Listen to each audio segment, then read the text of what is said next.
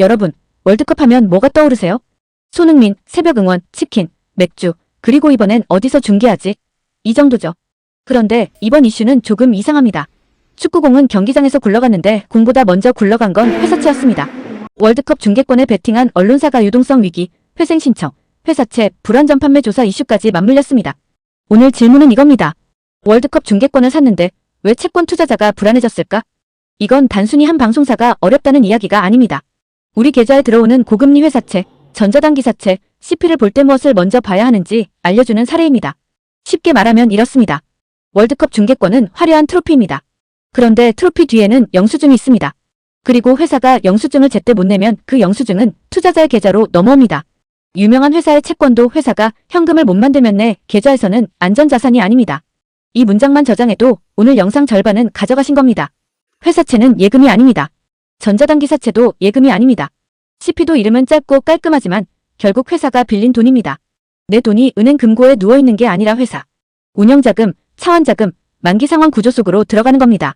그 회사가 잘 벌고 잘 빌리고 제때 갚으면 괜찮습니다. 그런데 어느 순간 시장이 이렇게 말합니다. 잠깐만. 이 회사 다음 만기 때 돈 갚을 수 있어? 그 질문이 시작되는 순간 채권은 조용한 상품에서 긴장감 있는 상품으로 바뀝니다. 축구공보다 먼저 터진 건 만기였다. JTBC는 대형 스포츠 중계권에 큰 돈을 걸었습니다. 논리는 분명했습니다. 라이브 스포츠는 아직 힘이 있습니다. OTT 시대에도 사람들은 국가대표 경기는 실시간으로 봅니다. 월드컵, 올림픽은 다시 보기보다 본방입니다.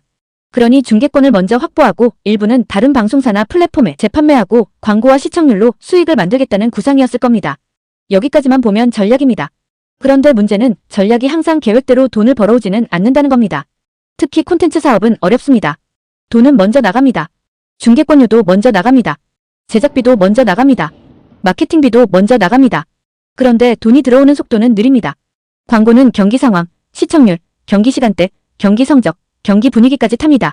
재판매도 협상이 잘 돼야 합니다. 플랫폼 경쟁도 만만하지 않습니다. 그러니까 이건 축구 한 경기가 아니라 현금 흐름이라는 리그전입니다. 한 경기 이겼다고 우승이 아닙니다. 시즌 끝까지 체력이 버텨야 합니다. 여기서 어떤 분은 이렇게 생각할 수 있습니다. 206억 원? 언론사 규모를 생각하면 그렇게 큰 돈인가? 좋은 질문입니다.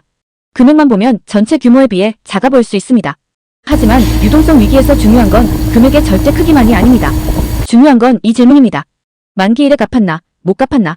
회사 재무에서 만기는 약속 시간입니다. 친구와 약속했는데 나 5분 늦어는 괜찮을 수 있습니다. 그런데 돈의 세계에서나 오늘 못 갚아는 완전히 다른 신호입니다. 그 순간 시장은 금액보다 신호를 봅니다. 이 회사, 지금 현금이 막혔나? 다음 만기는 괜찮나? 다른 채권도 위험한가? 그룹 전체로 번지나? 이렇게 의심이 꼬리를 뭅니다. 그래서 206억 원은 단순한 숫자가 아닙니다. 유동성 체력 검사에서 빨간불이 켜진 장면입니다. 여기서 리스크 토끼가 등장합니다. 돈이 없는 것보다 무서운 건 시장이 더 이상 빌려주기 싫어하는 순간이에요. 이 말이 핵심입니다. 회사는 보통 모든 빚을 한 번에 갚지 않습니다. 만기가 오면 새로 돈을 빌려서 기존 돈을 갚기도 합니다. 이걸 차환이라고 합니다. 평소에는 자연스럽게 돌아갑니다. 마치 카드값을 월급날에 맞춰 내듯이요. 그런데 신용이 흔들리면 차환이 막힙니다. 새 돈이 안 들어옵니다. 그러면 회사는 갑자기 현금이 마릅니다. 이때부터는 실적 전망보다 현금 일정표가 더 중요해집니다. 여기서 조심해야 할 포인트가 있습니다. 월드컵 중계권 때문에 망했다. 이렇게 말하면 조회수는 나올 수 있습니다. 하지만 경제 콘텐츠에서는 위험한 표현입니다. 중계권은 중요한 부담 요인일 수 있습니다. 하지만 단독 원인처럼 말하면 과합니다. 더 정확한 표현은 이겁니다. 대형 중계권 투자 부담 광고 시장 위축 OTT 경쟁, 제작비 부담 차입금 만기 차환 실패가 겹쳤다. 즉, 한 방에 무너진 게 아니라 여러 개의 무거운 가방을 들고 계단을 오르다가 마지막 계단에서 발목이 꺾인 구조에 가깝습니다. 개인 투자자가 가장 많이 하는 착각이 이겁니다. 그래도 A3였잖아요. 그래도 BBB였잖아요. 투자 적격이면 괜찮은 거 아닌가요? 여기서부터가 진짜 공부입니다. 신용등급은 시험 점수처럼 보이지만 사실은 날씨 예보에 가깝습니다. 오늘 흐림이라고 했는데 갑자기 폭우가 올 수 있습니다. 흐림 뒤에 태풍주의보가 붙어있는지도 봐야 합니다. 즉, 등급만 보면 안 됩니다. 등급 전망을 봐야 합니다.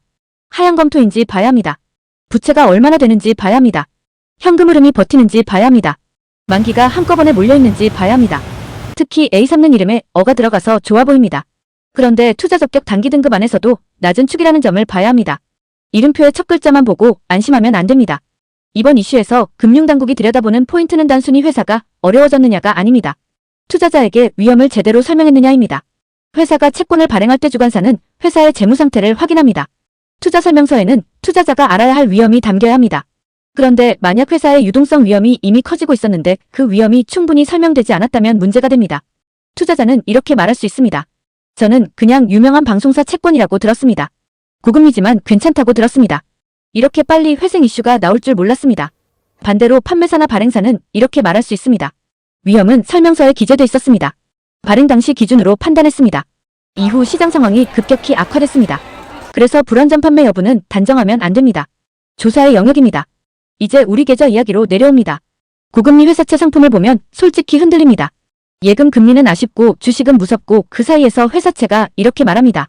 저는 예금보다 이자를 더 드립니다. 여기서 투자자는 잠깐 멈춰야 합니다. 높은 이자는 선물이 아닙니다. 대부분 이유가 있습니다. 회사가 더 높은 이자를 줘야 돈을 빌릴 수 있다는 뜻일 수 있습니다. 시장이 그 회사의 위험을 더 높게 본다는 뜻일 수 있습니다. 만기 구조가 빡빡하다는 신호일 수 있습니다. 그러니까 질문 순서를 바꿔야 합니다. 이자 몇 %야? 가 아니라 이 회사가 왜 이 이자를 주지? 가 먼저입니다. 그리고 두 번째 질문은 이겁니다. 이 회사는 만기 때 무엇으로 갚지? 영업으로 번 돈으로 갚는지, 자산을 팔아서 갚는지, 새로 돈을 빌려 갚는지, 그룹 지원을 받아 갚는지. 이 네 가지가 완전히 다릅니다. 영업으로 벌어서 갚으면 제일 좋습니다. 자산을 팔아서 갚는 건 한 번은 가능하지만 반복되면 부담입니다. 새로 빌려 갚는 건 시장 신뢰가 있어야 합니다. 그룹 지원은 그룹 전체가 튼튼해야 합니다. 그래서 회사채 투자에서 봐야 할 건브랜드 이름이 아니라 현금 흐름입니다. 유명한 회사라는 건 소비자에게 익숙하다는 뜻이지 채권자에게 항상 안전하다는 뜻은 아닙니다. 회생 신청이라는 단어가 나오면 많은 분들이 바로 파산을 떠올립니다. 하지만 회생과 파산은 다릅니다.